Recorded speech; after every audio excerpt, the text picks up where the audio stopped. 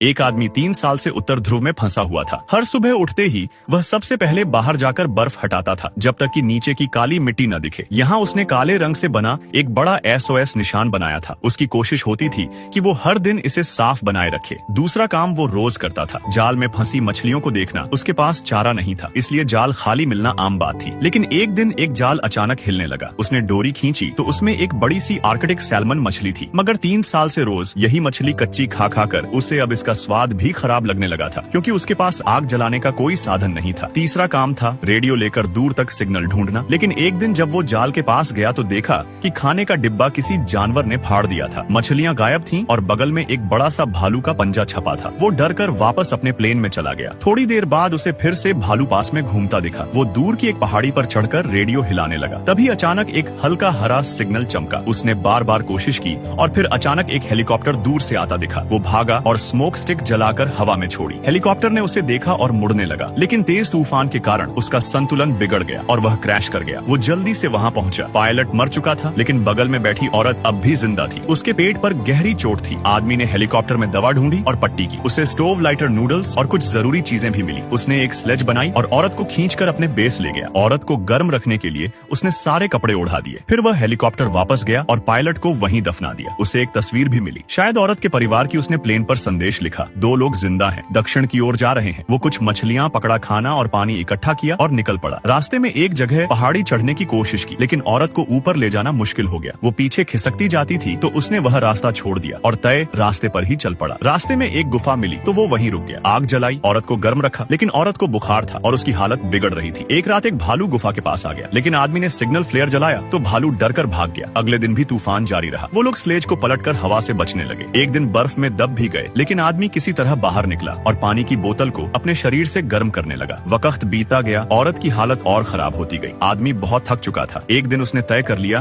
कि अब और आगे नहीं जा सकता, लेकिन तभी उसे बर्फ में कुछ बैंगनी पौधे दिखे। जब वो पास गया तो एक गड्ढे में गिर पड़ा और उसका पैर फंस गया। काफी मशक्कत के बाद वो बाहर निकला और वापस औरत के पास गया। वो अब उसे छोड़ना नहीं चाहता था। उसने उसे गर्म कपड़े पहनाए, खाना दिया और फिर से सफर शुरू किया। रास्ते में उसने धीरे धीरे स्लेज का वजन कम किया, बेकार का सामान फेंका, खुद घुटनों के बल रेंगता हुआ एक पहाड़ी चढ़ा ताकि देख सके कहीं मदद तो नहीं। और तभी उसने दूर एक हेलीकॉप्टर उतरते हुए देखा। उसमें जैसे अचानक ताकत आ गई। वो नीचे भागा, औरत को ऊपर खींचा, सिग्नल फ्लेयर जलाया, कपड़े जलाकर इशारा किया, लेकिन हेलीकॉप्टर उड़कर दूसरी दिशा में चला गया। अब आदमी थक चुका था। उसने औरत को गले लगाया और कहा, मैं यही हूँ, और फिर बर्फ में उसके साथ चुपचाप लेट गया। लेकिन तभी हेलीकॉप्टर नीचे आया और दोनों को बचा लिया गया।